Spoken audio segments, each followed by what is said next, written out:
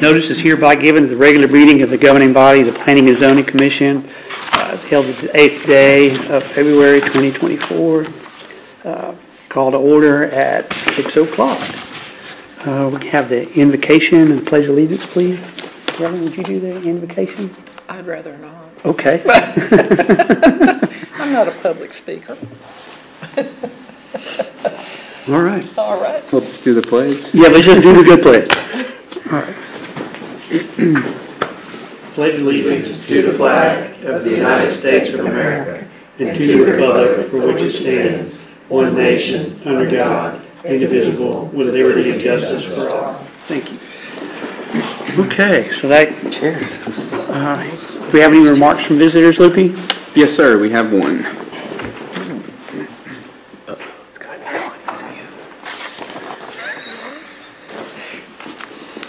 Okay. So then that would take us to item number 4, which is discussion and consideration. Oh, you gotta let her. Oh, Yeah. Pardon? You got her slip. You gonna let her talk? But it's about item number 4. Oh. Well, would you rather speak now, Connie, or during the item? Let me go ahead and say what I have to say because it may get addressed. Okay. Oh, okay. Sounds good. I'm sorry, Connie. Right, I've been blocked by the city already this week. Connie Clements, 300 Hillside Street, Navasota. I'm also the chair of the Zoning Board of Adjustments, and we did approve the change in the layout to where the drive-through would face 105. And at that time, I brought up a concern that I had with Jack in the Box, and that had to do with the drive-through and the number of cars in the drive-through and being blocked and locked into the drive-through. And at the time, I asked what they had planned for curbing or whatever, and the fellow that was there that night couldn't answer the question. I know Mac Vaughn is on the Board of Adjustments, and he mentioned at that meeting that he, as the chaplain of the sheriff's office, he'd got a call while he was in the Jack in the Box lane one evening, and he couldn't get out. He was trapped because you couldn't get over the high curb. And I know I've been to Starbucks all over Texas, and I know there's one up there at Tower Point, and it's got a median that's filled with rocks, and there's no way you could get out if you had to get out. And I was at one that opened just last summer down in Port Lavaca, and there's no kind of curbing at all, so you're not stuck in the lane. But anyway, I just hope that gets addressed tonight. We find out what kind of curb is there, and I hope it's something that's safe, that would allow citizens to get out if they had to, if there was a health issue or something. Thank you. Thank you, Connie. Okay. Now we go to number 4. Discussion and consideration of possible action of the preliminary site plan submitted by the City of Navasota by Vaquero Navasota Partners LP for the property located at 2002 State Highway 105 East, Navasota, Grimes County, Texas 77868.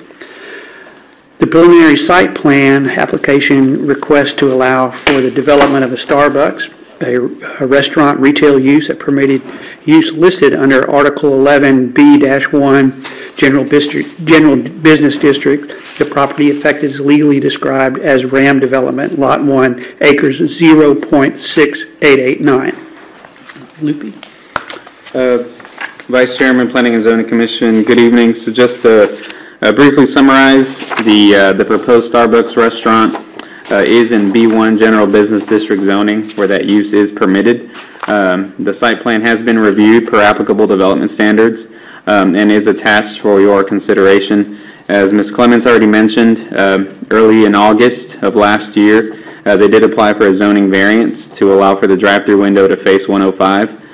That variance was approved, and so what that did essentially is it just gave them just a little bit more room to increase more stacking in that drive-through. Everyone knows that Starbucks always has lots of customers, especially in vehicles, so that change was necessary to allow a little bit more stacking. And I have Donovan and Devin here representing the project, so if y'all have any questions, they're representing the civil design of the project, so any technical questions, they'll be more than happy to help you. I mean, we ought to just address Connie's question right away. On Exhibit 1, can we pull that up, just have like a bigger view to see what exactly is the drive-through construction? Because it looks, on this, it looks like there's curbing on either side, but it's pretty small.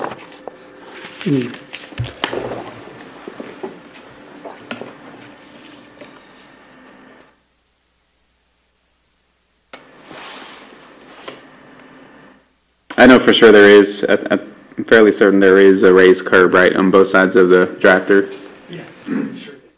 If you just step on. So, right on the southeast corner of the building where the radius comes around for the drive-through, it's curbed on both sides. If you see, there's also the existing access drive that is on the east side, and so there's a curb island. I believe there's a little light pole there as well, more to the east.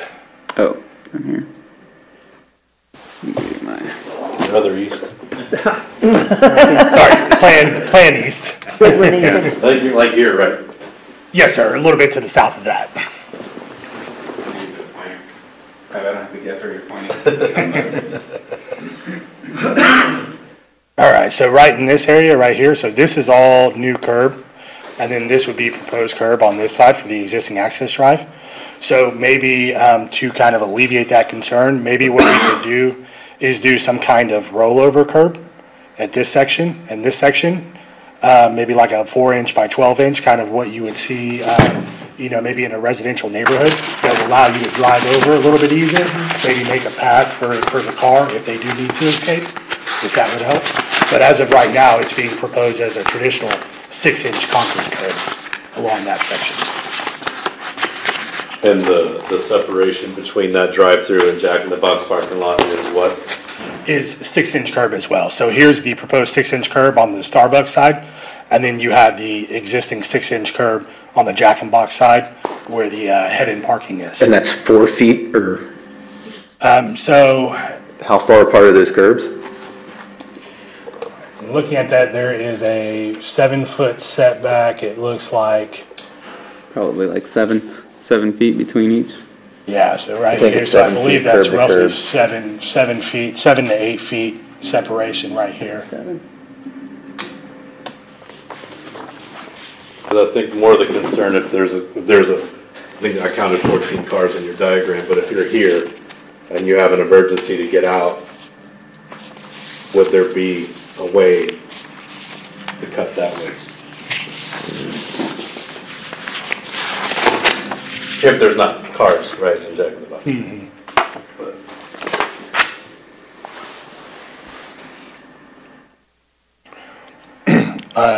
Speaking on behalf of Vaquero, the developer, I don't think that there would be any opposition to doing some kind of rollover curb along here as well. Now, I think we would have to kind of go back and try and coordinate that with Jack in the Box, because obviously we would have to do some kind of construction on their site.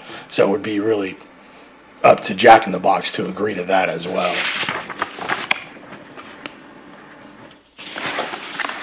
But from a Starbucks standpoint, I don't think that we would be opposed to those options. So the options we have is to have the 4-inch rollover curb for the entirety of the, like I said, the external perimeter of the drive-through, or just in certain areas? I think if the board would like that, I think it's something that Vaquero would definitely entertain, because it's still a barrier, for the traffic going through the drive-through. I think if it only makes sense in certain areas, then we'd be more than happy to provide that. But I think that Vaquero would be willing to entertain along the entire section if needed. Because you don't know where you're going to have an emergency, if at all.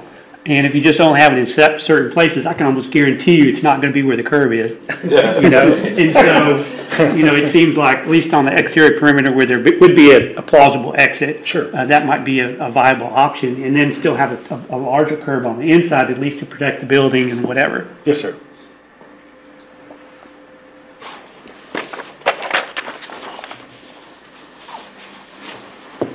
Has this ever been brought up before in any of these site plans you've done regarding drive-throughs? No, not particularly for a Starbucks. I believe that there was one in another city that I did recently for a separate coffee shop where there was no direct access, it was all shared access, and there was a highway, and they wanted to do rollover curb along that one section in case somebody needed to get over to the highway, instead of, big trucks kind of, damaging the curb and all that. So we did do that in that situation. Andrews, Texas. But you'll be able to get over the rollover that you put in, but you still have to fight the curb at the... Yes, sir. So if we were to go ahead and propose that rollover curb, you wouldn't have an issue in any kind of vehicle, similar to what you would have in... But you're still going to have to get across the other curb, the jack-in-the-box. Yes. It looks like from one of the drainage diagrams that the jack-in-the-box is not using that curb to push water against as it moves down, but rather it's going towards the center of the drive lane. So they would, because at first I was like, yeah, but if they're using that curb to push the water against, but they're not. So that would be a helpful, if you could, I'm just looking at, we need 2 rollover curbs, and you can't control what Jack-in-the-Box owns, and At least when you're going downhill off of a curb, it's not as bad as you're trying to get up one. So, in an emergency, you might be okay. Put it four-wheel drive. As long as no one's parked in those spots, too. Yeah, I think that would be a big issue. But if you do rollover curb along the whole entire section, then I would say that there are chances that most of those cars or most of those spots wouldn't be parked 100% of the time. Right. And board, also remember you got a light right there in the middle too, a little dot right there. The gray dot. Sorry, my hand's not super steady.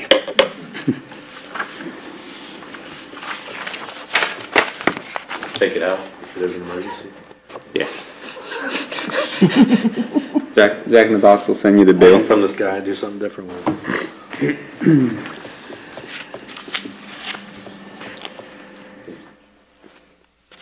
Yeah, I would say roll over around the whole thing.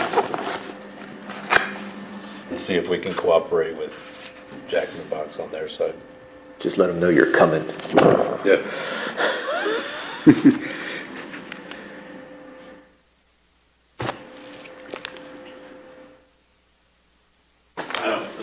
Comment or not, if you would allow me. I will just say that this actually happened to me at Whataburger in College Station. My daughter stopped breathing in the drive-through, and I couldn't get out. And so after honking the horn and trying to get folks out of the way, finally the lady in front of me realized, and so she pulled up and pulled off to the side so that I could get out. But it really has not been more real to me than it was when I experienced that in the last couple of months. So it is something that we should certainly think about. Absolutely. Is there, I know that, with guidance of the city council, I don't know if we need to change ordinances for drive-throughs in the city for future things, so we just don't, instead of a plan-by-plan kind of thing. Mm-hmm. Yeah, I mean, we could entertain an amendment that just says, hey, all drive-throughs have to have a secondary way to get out, and leave that to the developer to design it however they see fit for future projects, for sure, if that's something that council wanted to amend.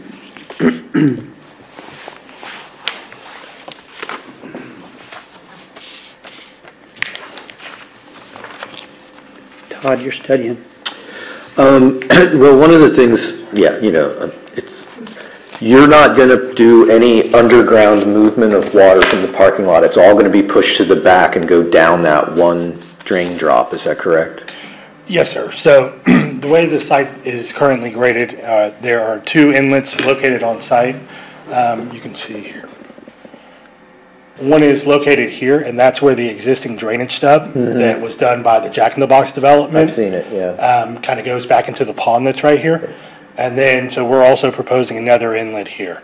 And so the way all the site water is going to drain is around this drive-through. So think of, kind of this area as your highest point of the site, and it will drain back this way to that inlet and back around this way to that inlet. And that will be collected underground storm sewer to tie into the existing. So are you running an 18 from that one down to that one? Or is that one going out the other direction? That's going to go to the detent pond as well, right?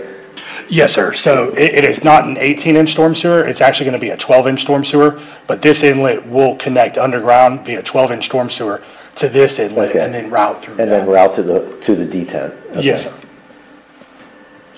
Then by lowering the curb, 2 inches on the external, where you're gonna route the water through the drive-through, is that gonna be a big issue, No, that wouldn't be an issue because we're grading it such that the top of pavement or the elevation of the pavement is grading that way. So the curb going from 6-inch to 4-inch would just lose 2 inches of if there's ponding, but the way that we're grading the site is such that there's positive drainage, so that wouldn't be an issue.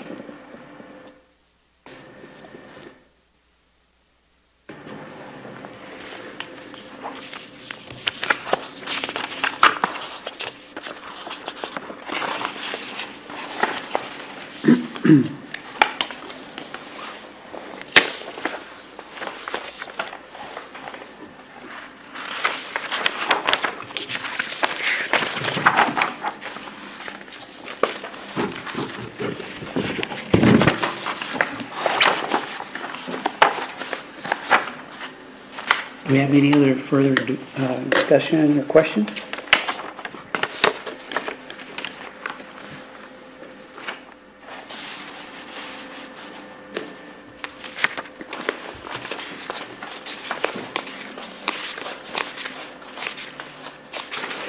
You don't have any numbers on what you think peak volume of vehicle traffic is going to be? I mean, I'm sure Starbucks does, because they don't build things without knowing the numbers, but... It's something I could definitely get a copy of, data for close locations. Yeah. Kind of across Texas. So that's something I can easily get a copy of and, forward over to Lupe to, send out to everybody. But I believe that the car stack, as mentioned earlier, is roughly 14 cars. Yeah, but that's the stack from the pickup window back. What I'm worried about is the stack at 7:15 to 7:45 in the morning of everybody expecting to make a left-hand turn out of there in order to get to the light. And the other issue with not being able to make that left-hand turn is that people are going to use the concrete road and go out and down and around the corner and behind the gas station. And in doing so, they're driving in front of that 9 or 10 homes that are back there, and there's kids back there, because I was over there this afternoon, and we got a 7-year-old on a bicycle with wheels this big around, just tooling around in the street. And I'm worried about people going, I can't make a left-hand turn, and how much traffic we're going to push back into that tiny little neighborhood there. I don't know how much is going out of there through the Jack in the Box now, but everybody, Starbucks, 90% of them aren't getting out of their car. But if people start going there habitually, like they do with Starbucks, soon enough they're going to figure out that it's probably faster to not get stuck in the stack trying to make a left-hand turn out of there and then start boogieing around the corner and going behind. And that's not really a 2-car road back there at this point in time. So it kind of concerns me a little bit. I mean, I know that's a road stuff that you don't have anything to do with, but I was just wondering whether or not anybody's thought about how many cars can make a left-hand turn out of that part. You probably thought about that while you were doing this, Connie, is how many, the stack I'm looking at is the stack after you get your coffee and you're trying to get back out on the 105. I know that I personally, and maybe someone from Stripes is here, but I always just drive across the Stripes parking lot to get back on the feeder road. Yeah. Because I don't like making left-hand turns, so I always look for the light. Yeah. So. No, there's two ways, right? One is to go across Chicken Express and Stripes, and then the other is to go back behind everything. Right. Right.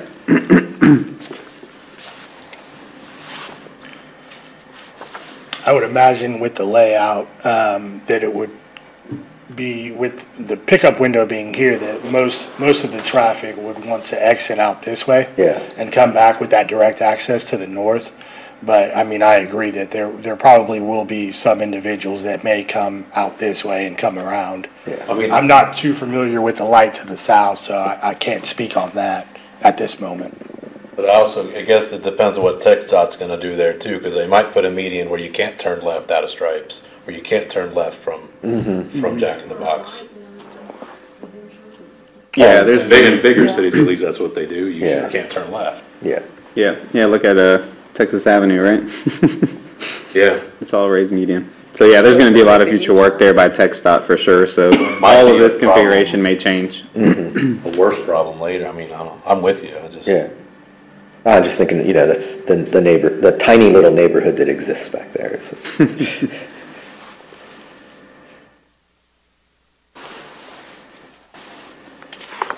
Any further discussion?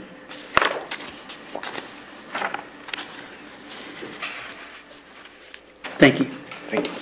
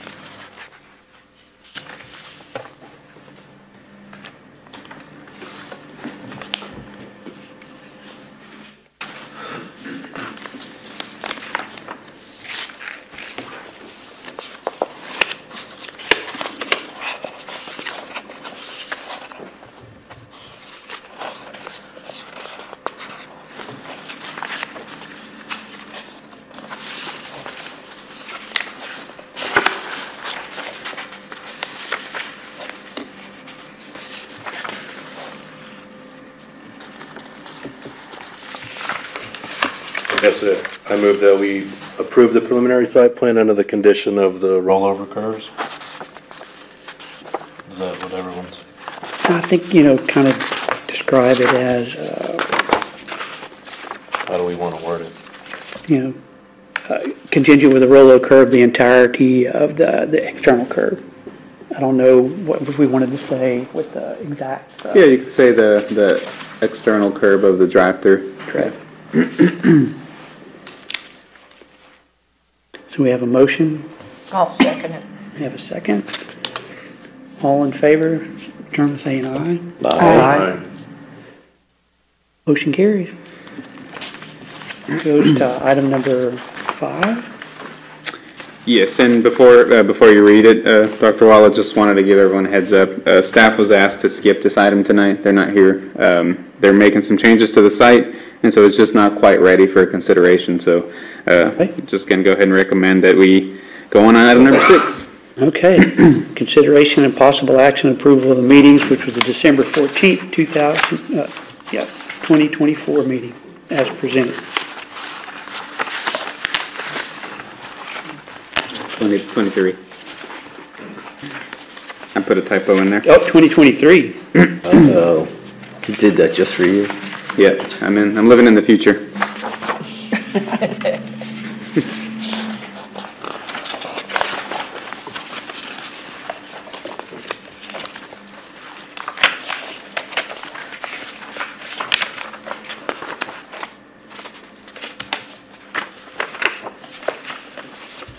I move that we approve the minutes as printed.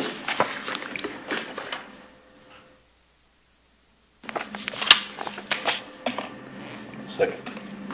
We have a motion and a second to approve the minutes. All in favor, say aye. Aye. None opposed, so the motion carries. That brings us to adjournment at 6:24.